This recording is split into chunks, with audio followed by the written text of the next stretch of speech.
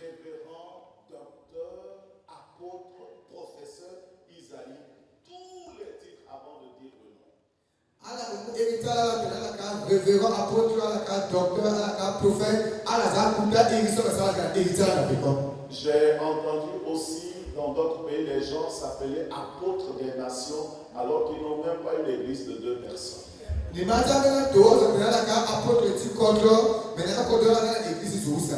jamais commencé une cellule, ils n'ont jamais implanté une église, ils n'ont rien fait qui atteste de leur apostolat. Un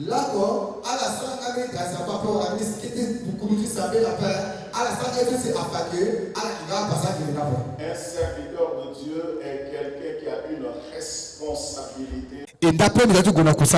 Et les autres pasteurs ne comprennent pas. Quand ils me voient en voiture, ils disent Rosicrucien, ils disent magicien. Je ne suis pas magicien moi. C'est le travail.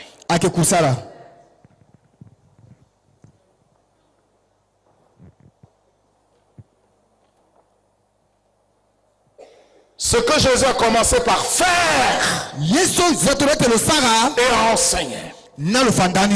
Ensuite, maintenant, je vais vous montrer quelque chose. Ça, c'est le travail. Mais il faut faire. Quand je veux parler des études, parce que le problème de l'église dans mon pays, on nous a fait comprendre que Dieu est contre l'école, à sa version.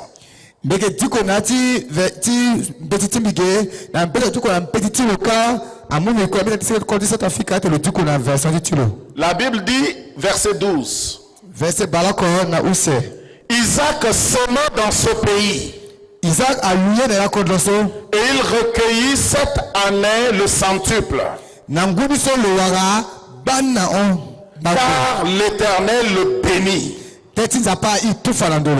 Cet homme devint riche et il alla s'enrichissant de plus en plus jusqu'à ce qu'il devint fort riche.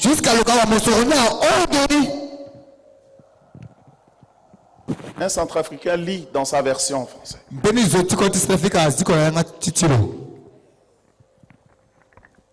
Isaac semait dans ce pays et il recueillit cette année le centuple, car l'Éternel le bénit. Cet homme devint riche et il alla s'enrichissant de plus en plus jusqu'à ce qu'il devint fort et riche. Est-ce que vous avez vu le degré? Ça va d'un degré à l'autre. Isaac était l'héritier d'Abraham. Donc il avait déjà quelque chose à sa naissance. Maintenant, ce qu'il avait à sa naissance, il fallait fructifier. Et comment? Il a semé. Il a investi.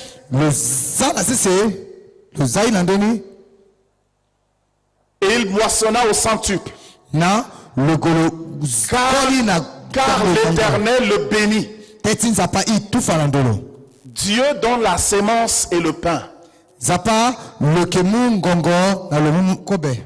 y a des gens, Dieu bénit moi. Tu es béni. Mais la bénédiction a besoin d'agir quelque part. Si tu ne sèmes pas, tu ne moissonnes pas. Les chrétiens prennent un aspect d'une loi spirituelle sans contrôler la suite et s'attendent à voir des choses. La La responsabilité du serviteur, c'est d'aider les gens à investir ce qu'ils ont dans le commerce, dans les affaires, parce que vous avez des membres comme Abraham et Isaac. La Bible dit cet homme devint riche et il alla s'enrichissant de plus en plus, de sorte qu'il devint fort riche. Quand il était devenu très riche, les gens du coin avaient eu peur de lui. Nous avons besoin des riches à l'église. Pour passer à un autre membre de l'église, je conclue avec les deux. Nous avons besoin des riches à l'église. Parce que quand il y a un riche parmi nous, quand les gens viennent pour nous menacer, à cause de la présence du riche, ils vont se calmer. Parce que l'argent a un pouvoir. Je dis, mais il y a un riche parmi eux. Un jour, on a crucifié Jésus. Jésus avait 12 disciples. Ils avaient l'onction divine. C'était des apôtres par excellence. Jésus a été crucifié. Et si le soleil se couchait sur son corps, c'était une malédiction. L'apôtre Pierre, avec toute son onction, a pris fuite. L'apôtre Jean, avec toute son onction, a pris fuite. La chose a dépassé le niveau de l'onction seulement.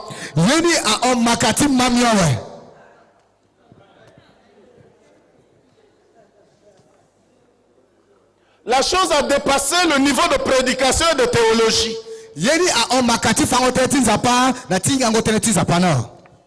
Alors, un disciple de Jésus, que personne ne connaissait auparavant, mais qui suivait Jésus. La Bible dit un homme riche.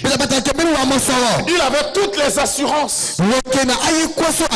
Il avait même déjà fait une grotte. Il a fait un caveau pour sa mort. Joseph d'Arimathée. La Bible dit il se présenta.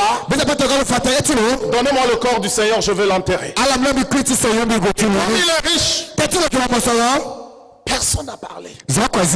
On lui a donné le corps du Seigneur. Il est allé placer dans le caveau. Nous avons besoin d'Abraham, d'Isaac et de Jacob dans nos églises. Et c'est la responsabilité du serviteur de Dieu de les nourrir, de sorte que ce qui était vide dans leur vie soit comblé par l'évangile. Abraham était très riche en tout ceci. Quand Dieu l'a appelé, il a dit Abraham, je te bénirai. Il a déjà les troupeaux, il a déjà l'argent, il a l'or, et il avait beaucoup de serviteurs. Dans la maison d'Abraham, Abraham avait une armée de 318 hommes nés dans sa maison. Sans compter les femmes et les enfants. Quand on a pris son neveu Lot, il a une armée de sa maison, 318 personnes. Il a poursuivi les assaillants. Il a récupéré son neveu. Mais il lui manquait une chose. Il n'avait pas un enfant biologique. Dieu dit, je te bénirai. Je rendrai ton nom grand. Et ta postérité sera grande. Quand Dieu nous appelle à lui, il y a toujours un vide que nous avons en nous. que l'évangile doit combler. C'est la responsabilité du serviteur de Dieu. Puiser dans ce trésor appelé la Bible. Et la pensée de Dieu et de nourrir les riches. Que leurs besoins soient comblés. Donnez-moi un troisième membre de l'église. L'église de l'apôtre là. L'église de Benaja. Donnez-moi un troisième. Quel est le nom qui vient troisième? Daniel. Daniel. Maintenant, votre membre de l'église, vous avez Daniel comme membre de l'église. Le Dieu de Daniel, le Dieu de Daniel. Hein? Vous connaissez le chant? Oh. On dit le Dieu de Daniel est aussi avec moi, est aussi mon Dieu, est aussi ceci. On chante avec le nom de Daniel. On prêche des sermons au nom de Daniel. Mais nous ne formons pas les membres à être comme Daniel. Daniel n'était pas un pasteur. Daniel n'était pas un apôtre. Non. L'intercession n'était pas il n'était pas intercesseur. Daniel était un homme politique.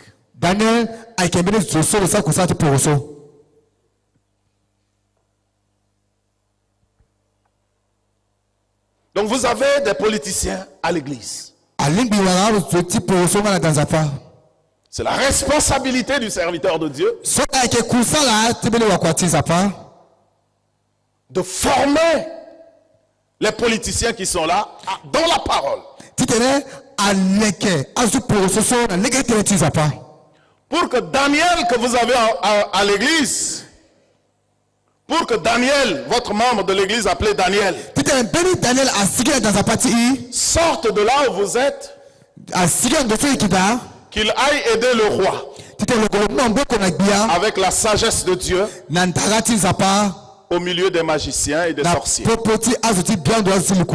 Daniel vivait sa chrétienté au milieu des magiciens et des sorciers. Il était plus juste que vous tous et moi ici. Dieu communiait avec lui, Dieu lui parlait. Il fait partie des 3 hommes les plus justes dans la Bible. Dieu dit même s'il y a Daniel, même s'il y a Job, même s'il y a qui encore? Noé.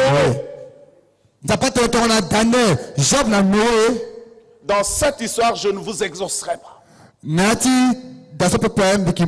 C'est des gens qui ont marqué Dieu. Parce qu'ils ont pu vivre leur vie comme Dieu au milieu des magiciens, au milieu des sorciers, dans le gouvernement.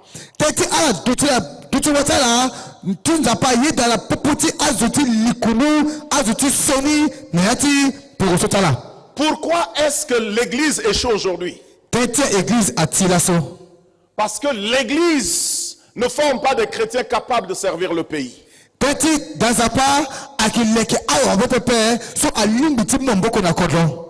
L'église trouve un moyen simple et de dire que la politique n'est pas dans la volonté de Dieu. Shadrach, Meshach, Abednego et Daniel étaient tous des hommes politiques. Ils vivaient honnêtement. Ils vivaient de manière intègre. Nous aussi nous pouvons le faire. Et laissez-moi vous dire quelque chose. Ce n'est pas le rôle de l'église de former les gens contre tel ou tel gouvernement. Dans votre église, vous devez avoir des gens qui sont de différents partis politiques. Dans votre église, vous devez avoir des gens qui sont même du parti au pouvoir. Votre rôle en tant que serviteur de Dieu, c'est d'aider ces gens-là à servir le pays. En aidant les leaderships. Comment est-ce qu'on aide le leadership?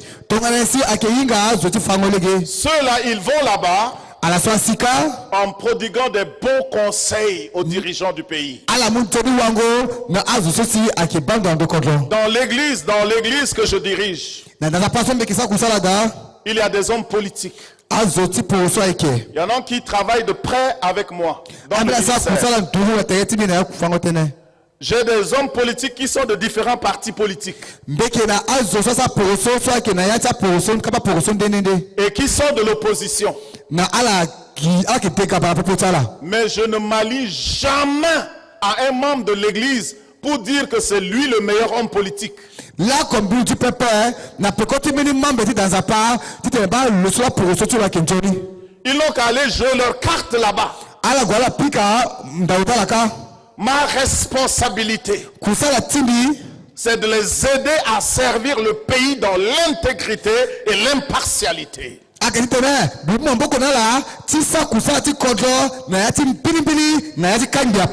Un pays n'appartient pas à une religion. Dans beaucoup de pays, nous avons commis des erreurs. Quand c'est un chrétien qui est président, nous disons notre pays est un pays chrétien.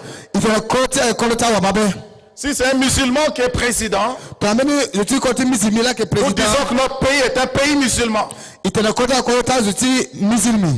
Le monde est devenu un petit village, nous partageons ce petit village ensemble. Dès lors que quelqu'un devient président, il est président des musulmans, il est président des chrétiens, il est président des païens, il est président des sorciers, il est président des magiciens.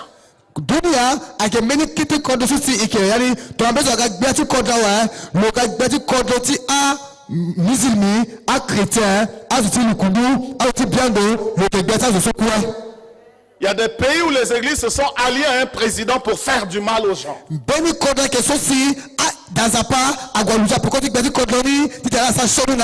Dieu n'est jamais d'accord avec ça. Donc le rôle du serviteur de Dieu, c'est de dire à ceux qu'il dirige. Un jour j'ai dit que je crois de tout mon cœur, même si c'est un chrétien qui devient président dans mon pays, le gouvernement ne sera jamais parfait. Même si c'est un pasteur qui devient président, il aura toujours de problèmes. Le leadership a des défis. Et il faut des gens qui connaissent la pensée de Dieu, comme Daniel, comme Shadrach, comme Meshach, pour aider le président à prendre des bonnes décisions. Quand ils étaient auprès de Daniel, Shadrach, Meshach et Daniel étaient auprès du président Nebuchadnezzar,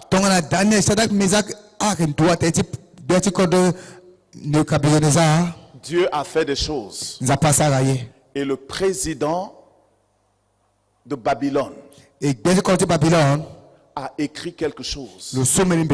Il dit, il sait aujourd'hui que dans tout le monde, il n'y a pas un Dieu comme le Dieu de Daniel.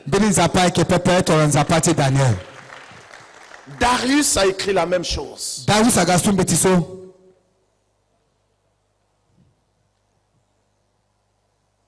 Donc nous, notre responsabilité n'est pas de former des chrétiens faibles. Dans certains pays, quand on dit dans cette entreprise, il y a un grand magicien, les chrétiens ne vont plus demander du travail là-bas.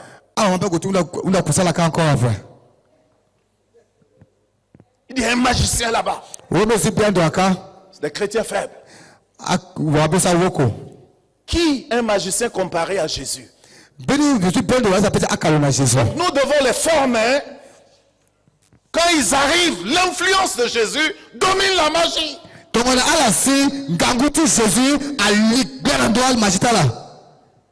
Nous avons des chrétiens qui ont peur des sorciers.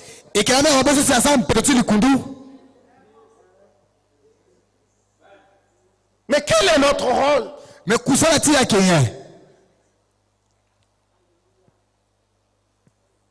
Donc Donc nous devons avoir des Daniel à l'église. Des gens impartiaux. Impartiaux si vous voulez, mais qui pensent à l'intérêt général. Vous avez cité Joseph. Joseph n'était pas un pasteur. Joseph était un premier ministre. Mais Dieu était avec lui.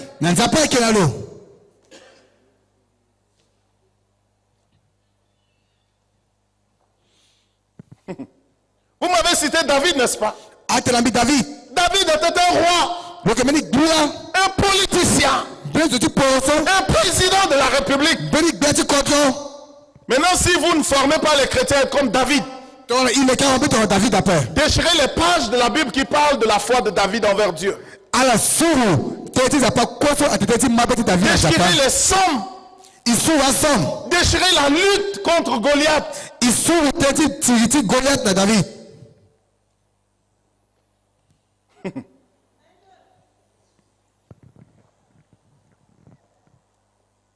Vous voyez à quel niveau notre chrétienté est? Nous disons, Seigneur, que ta volonté soit faite ici-bas sur la terre. Qui va faire la volonté de Dieu dans le gouvernement, sinon les enfants de Dieu? Quand quelqu'un ne connaît pas la loi de Dieu, il décide comme il veut. Il n'y a personne pour leur dire que c'est mauvais ce que vous prenez comme décision.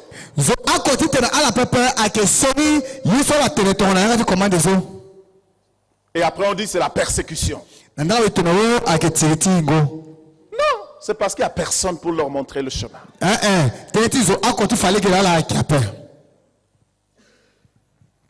Citez-moi les membres de votre église encore. Qui? Salomon, encore un roi. Mais tous ces gens que vous aimez là, pensez à ce qu'on fait dans l'église aujourd'hui.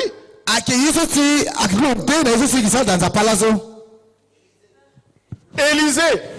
Élisée là, ça c'est un apôtre, c'est un bishop, c'est un archevêque. Non, lui là, c'est lui qui va se tenir ici. Élisée,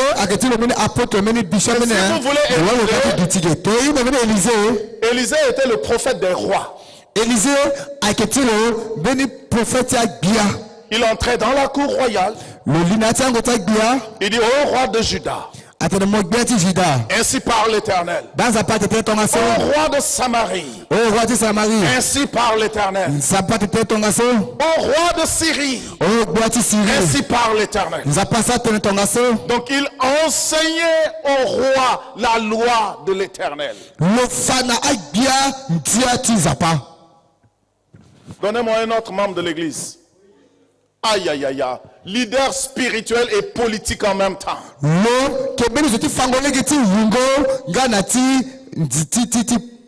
Et c'est un manager, un administrateur fini. J'ai étudié le droit et ce qu'on appelle la séparation de pouvoir. C'est dans la vie de Moïse que vous trouverez tout cela.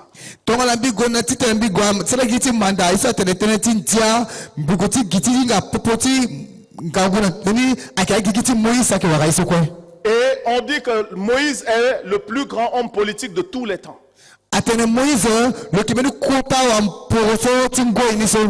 Sa capacité d'organiser Israël en mouvement. Vous dites comme Jésus a dit, toi aussi va et fais de même. Mais il était là, quand vous êtes là, mon gars, la société va changer. Le ministère, c'est une responsabilité. Notez ceci pour terminer. C'est en ligne avec 2 Corinthiens 6, 10 que j'ai donné. J'ai déjà donné ça.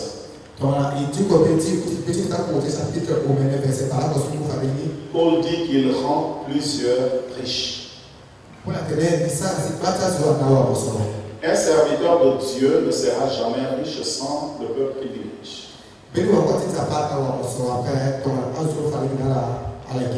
Donc dans un premier temps, nous enrichissons les membres. Jésus a dit aux disciples, donnez-leur à manger. Ça veut dire qu'il faut avoir quelque chose. Quand tu aides les membres à devenir quelqu'un, ils vont t'aider toi à devenir quelqu'un. Ça, c'est le principe spirituel. Il y a des gens qui veulent que tous ceux qui viennent vers eux les aident d'abord.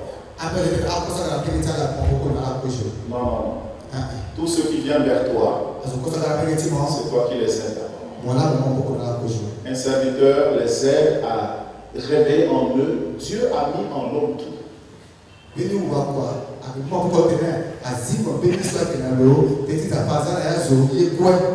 Donnez-moi une semaine avec une personne qui se croit moins intelligente.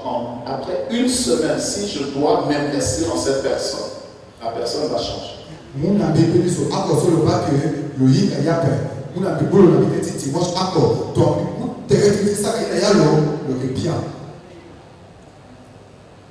Un frère est arrivé à l'église. Il était suicidaire. Il avait l'intention de se suicider. Il travaille dans une banque. Du coup, il a tout perdu. Sa femme l'a quitté avec les enfants. Il n'avait plus espoir. Quand il travaillait à la banque, il était arrogant. Donc quand il a perdu le boulot, les gens étaient contents. Il faisait environ 5 km à pied pour aller aux études bibliques à l'église.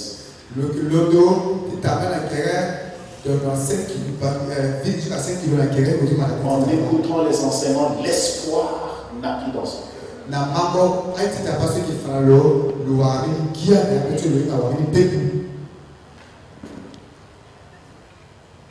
Depuis 2 ans,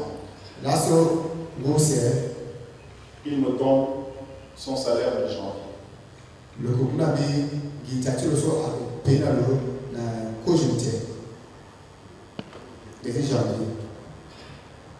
Non, c'est 3 ans.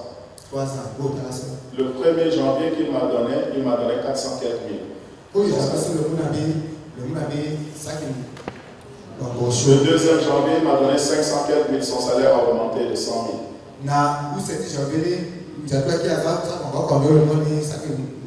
En janvier dernier, il m'a donné 600 quelques mille. Son salaire a augmenté de 100 000. Il dit quand il reste comme ça, il voit sa vie. Que les gens avaient perdu espoir, lui-même il voulait se suicider. Et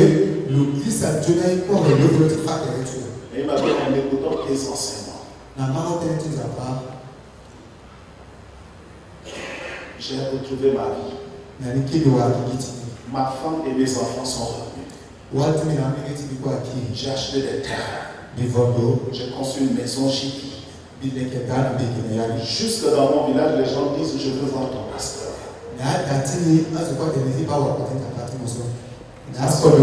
Ça, c'est l'un des miracles que je peux vous citer dans le ministère que Dieu m'a donné.